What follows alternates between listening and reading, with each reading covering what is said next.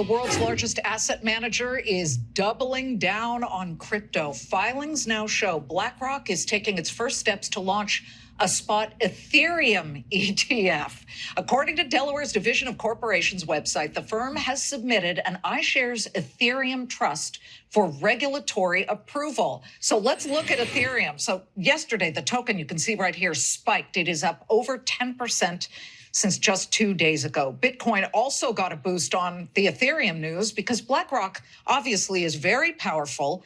It is also one of the 12 applicants waiting on the SEC to approve a spot Bitcoin ETF. Here in a Fox Business exclusive is Pomp Investments investor Anthony Pompliano, who also served as a sergeant in the U.S. Army Infantry. Thank you every day for your service, Pomp. But Ethereum, and here comes Larry Fink, the iShares team, and BlackRock saying, all right, as we wait for the Bitcoin spot ETF to be approved, we're going in on Ether. What did you think of that news? Well, first of all, thank you for having me. When you're contrarian, in order to get financial returns, the contrarian bet has to become a consensus bet. And that's what we're watching play out right here, is for years, we have seen investors, mainly retail, go and bet on assets that were outside of the legacy financial system. Now, all of a sudden, we're seeing BlackRock and many other large financial organizations say, we don't want to be left behind. We want to play this game as well. Mm-hmm. And so as they show up and they start to incorporate these assets into their funds and other types of investment offerings, you're going to see that contrarian bet become consensus, capital will flow in, and prices will go up. Do you think there's enough interest in Ether, per se?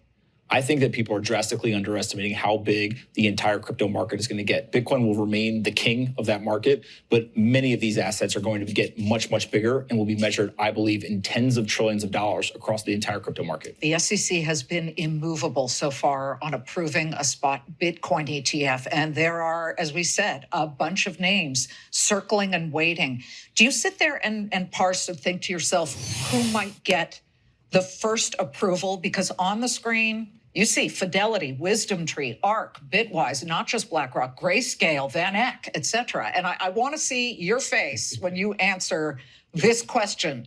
Who is going to get the nod first? I don't lay awake at night thinking about that. All 12 of them definitely do, because there's billions of dollars in assets at stake here. What I think that we should do is we should approve all of them at the exact same time. We don't need regulators playing, a kind of kingmaker, right? This is not the UK where we're knighting people and saying you're the winner or you're the winner. Let the free market decide it. Approve all of them, and the market will decide where those assets will flow. Really, and that seems the fairest way. Gary Gensler and the SEC would just say, okay, all 12 of you. Go for it. I think that it's actually a pretty interesting way to absolve them of having to make the decision. And if you just let the market go ahead and do it, then now all of a sudden it's a fair game. Whoever ends up being the winner, you can just point and say the market decided this is where the assets wanted to flow. And so it just resolves a lot of potential problems that could be on their hands. I feel like it's going to be ARK and Cathie Wood. I don't know why. And I only say that because I don't know if Gary Gensler wants to say, here, Larry Fink, and why not? BlackRock is great at what it does, but it just feels like DC is nervous about that type of stuff. Let's talk about Bitcoin. The price of it pops every time there is news of that possibility. We're now at above 37,000. I think at last check we were 37,209. It's rallied up 125% this year. Now JP Morgan analysts say it's overdone. But of course, they're talking their boss's game. Jamie Dimon has never liked crypto. My guess is that a lot of these people are looking at the short-term volatility, right? I love the volatility. I want more volatility. And the reason is because volatility over a long period of time actually leads to outsized returns. If you want asymmetry, which has largely been kind of arbed out of the market in most other assets, there's no volatility in these other assets. There's no outperformance in these other assets. Bitcoin allows for investors to allocate capital to an investment that they can audit at any time, that they can put billions of dollars into, and it can drive asymmetric returns. And that's what we've seen. This thing has compounded at tens of % a year for over a decade. Right now, in the last 3 months, 88% of all Bitcoin in circulation has not moved. In the last year, more than 70% of Bitcoin has not moved. They're going to approve this ETF. We're going to return to loose monetary policy. We're going to get the halving next year, and this thing is going to fly just like it did back in 2021.